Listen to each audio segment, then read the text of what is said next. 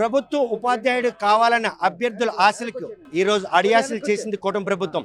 Mega DSC పేరుతో notification ఇచ్చిన దగ్గర నుండి రేయింబవళ్ళు శ్రమించి ఆ పోస్ట్ను కొట్టాలన్నటువంటి కసి ఉన్నటువంటి అభ్యర్థులందరూ కూడాను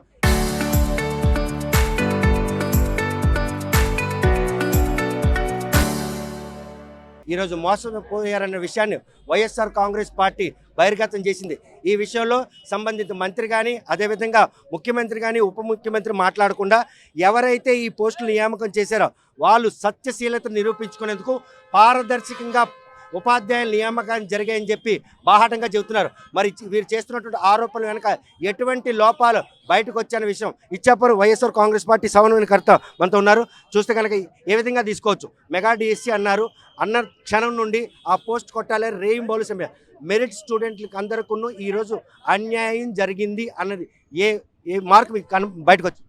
సార్, మీరు గమనిస్తే చంద్రబాబు నాయుడు గారు ఇప్పుడే కాదు, ఆయన ఎప్పుడు అధికారంలో ఉన్నా ఒక నోటిఫికేషన్ రిలీజ్ చేస్తారో వాళ్ళ మనుషులతోనే కోర్టులో కేసులు వేస్తారు. అది group 1, group 2, DSC what ever maybe, ఇది ఆయన మార్క్ ఆఫ్ అడ్మినిస్ట్రేషన్. ఇది రాష్ట్ర ప్రజలందరికీ తెలిసింది. మెగా డిఎస్సి విషయంలో మాత్రం అటువంటి అవకాశాలు అక్కడికే వస్తున్నాను.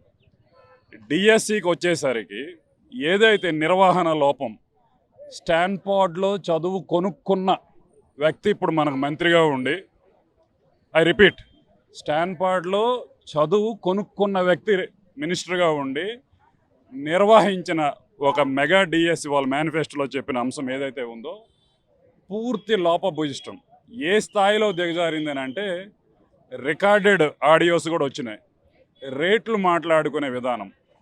ఇటువంటి పరిస్థితిలో ఏ ఒక్క అభ్యర్థి అయినా కూడా ఈ ప్రాసెస్ ట్రాన్స్పరెంట్గా జరిగింది అని ఎవడైనా నమ్మలేని పరిస్థితి. మా పార్టీ తరఫున మేము డిమాండ్ చేస్తున్నామంటే ఈ వ్యవహారం మొత్తం పైన సిబిఐ లేదా ఒక రిటైర్డ్ జడ్జి ఆ స్థాయిలో ఎంక్వైరీ కండక్ట్ చేసి దీనిపైన ఆశలు పెట్టుకున్న లక్షలాది మంది విద్యార్థులు మా నియామకం సజావుగానే జరిగింది అని వాళ్ళకు ఒక నమ్మకం కలిగించాలని చెప్పి మేము డిమాండ్ చేస్తున్నాం.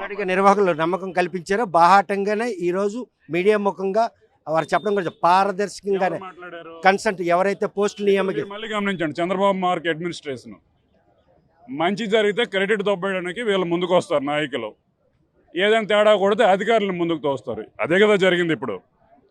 సో తేడా జరిగింది కాబట్టి అధికారుల మీద నెట్టేసే ప్రయత్నం, ఒకవేళ మంచి జరిగితే కనుక క్రెడిట్ తీసుకునే ప్రయత్నం. ఇప్పటికైనా ముఖ్యమంత్రి గారు, సంబంధిత శాఖ మంత్రి గారు ముందుకు వచ్చి వాస్తవాలు తెలియజేయండి. మేము అదే కోరుతున్నాం. ఇంతమంది అభ్యర్థులకు అన్యాయం జరిగింది, క్లారిఫికేషన్ ఇవ్వండి. ఒకవేళ కనుక మీరు సచ్చీలు అయితే కనుక call for an enquiry, that's what we demand.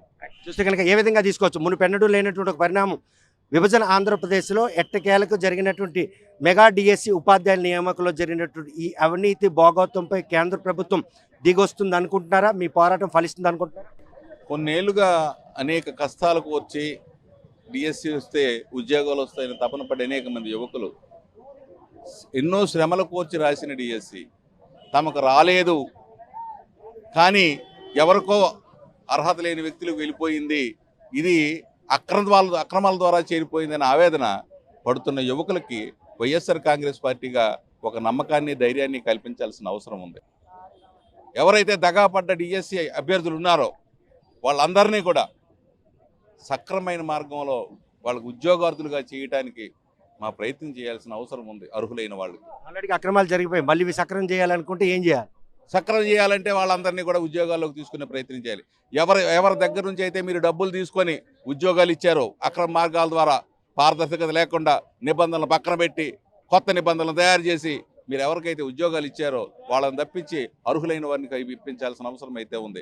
ఎవరైతే నిజమైన అర్హులు ఉన్నారో వాళ్ళు ఆ ఉద్యోగాన్ని పొందాల్సిన అవసరం ఉంది. ఇప్పటి వరకు కూడా ఇంత మోసం జరిగిందని మీరు ఆరోపిస్తున్నారు, కానీ బాధ్యతలు ఎవరు కూడా న్యాయస్థానాన్ని ఆశ్రయించేందుకు ఎందుకు ముందుకు రావడం లేదు అంటే?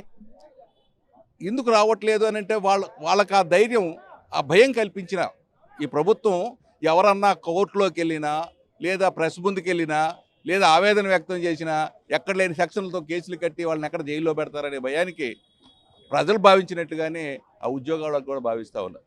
అందుకని వాళ్ళ ఆవేదనని వైఎస్ఆర్ కాంగ్రెస్ పార్టీతో చెప్పుకుంటే యువజన విభాగం ఈరోజు టేకప్ చేసింది. ఈ రాష్ట్ర వ్యాప్తంగా ఎవరైతే దగాపడ్డ డిఎస్సి అభ్యర్థులు ఉన్నారో వాళ్ళ తరపున ఈరోజు ఉద్యమం చేయాల్సి వచ్చింది. ఉపాధ్యాయ సంఘాలన్నీ కూడాను ఈ రోజు తమ హక్కుల సాధన కోసం పోరాటాలు చేస్తున్నాయి, ప్రభుత్వాన్ని బ్లాక్మెయిల్ చేస్తుంటాయి. కానీ ఇటువంటి డిఎస్సి అంటే ప్రతిష్టాత్మకంగా ఆంధ్రప్రదేశ్లో కొలువుల నిర్వహణలు కానీ వీరికి వచ్చిన కష్టంలో ఉపాధ్యాయ సంఘాలు ఎవరు కూడా ముందుకు రారు. డిఎస్సి అభ్యర్థులు అని అంటే ఉపాధ్యాయులు కాలేదు. ఉపాధ్యాయులు అయిన వాళ్ళే అక్రమ మార్గాన్ని వచ్చారని చెప్పినప్పుడు ఉపాధ్యాయులు సంఘాలు ఎలా దాన్ని టేకప్ చేస్తాయి? ఎవరైతే నిరుద్యోగులు ఉన్నారో నిరుద్యోగులు ఉద్యమాన్ని టేకప్ చేస్తారు. ఉపాధ్యాయ వృత్తికే వన్నీ తేవాల్సినటువంటి ఒక ప్రక్రియలో ఈ రోజు అబాస్ పల్లైనటువంటి పరిస్థితి నియామకాల్లో అది ప్రభుత్వ పరిపాలనా వైఫల్యం. వాళ్ళకి చిత్తశుద్ధి లేని తనాన్ని వ్యక్తం చేస్తుంది తప్ప అది ఉపాధ్యాయులు కానీ ఉపాధ్యాయులు ఉద్యోగాల్లోకి వచ్చిన వాళ్ళు కానీ వాళ్ళ తప్పు కాదు కదా. సెక్టార్కే తలంపులు తెచ్చే పరిస్థితి, దాన్ని సెక్టార్గా తలవంపులు తెచ్చిన పరిస్థితి వాళ్ళ అధికారుల ద్వారా చేపట్టారు కాబట్టి వీళ్ళు ఖచ్చితంగా దాన్ని వ్యక్తం చేసినప్పుడు ఆ నేరంలో మేము భాగస్వాములు అవుతామేమో అని కొంత న్యూనత వల్ల వాళ్ళు ముందుకు రాకుండా పోయచ్చు. ప్రస్తుతం ఏదైతే మెగా డిఎస్సిలో జరిగినటువంటి అవకతవకలన్నీ కూడా పక్కా సాక్ష్యాధారాలతో బయట పెట్టాం. అయినప్పటికి కూడా సంబంధిత మంత్రి కానీ ముఖ్యమంత్రి కానీ ఉప ముఖ్యమంత్రి కానీ ఎవరు నోరు మెదపకుండా ఈరోజు అవినీతి జరిగింది కాబట్టే అధికారులు ముందుంటి వారి వెనక నుండి జరిగిన తప్పిదాన్ని మాత్రం ఏకీపించుకుంటూ వస్తున్నారు. ఎవరైతే బాధిత అభ్యర్థులు ఉన్నారో వారికి వైఎస్ఆర్ కాంగ్రెస్ పార్టీ బాసటగా నిలుస్తుంది. ఎట్టి పరిస్థితుల్లోనూ రేయింబవళ్ళు శ్రమించి ఆ ఉపాధ్యాయ పోస్టును కొట్టాలనే కసి ఉన్న బాధిత అభ్యర్థుల పక్షాన వైఎస్ఆర్ కాంగ్రెస్ పార్టీ నిలబడుతుంది. వీరికి జరిగిన అన్యాయంపై మాత్రం న్యాయం జరిగేంత వరకు అలుపెరకను పోరాటించారు. మరి ఈ విషయంలో కూటమి ప్రభుత్వం వైఎస్ఆర్ కాంగ్రెస్ పార్టీ తీసుకున్నటువంటి స్టాండ్కి ధీటుగా నిలబడుతుందా లేకపోతే తన పని తను చేసుకుంటూ పోతుందా అనే విషయం వేచి చూడాల్సిందే. వీడియో జర్నలిస్ట్ రామకృష్ణతో సత్యం, RTV శ్రీకాకుళం.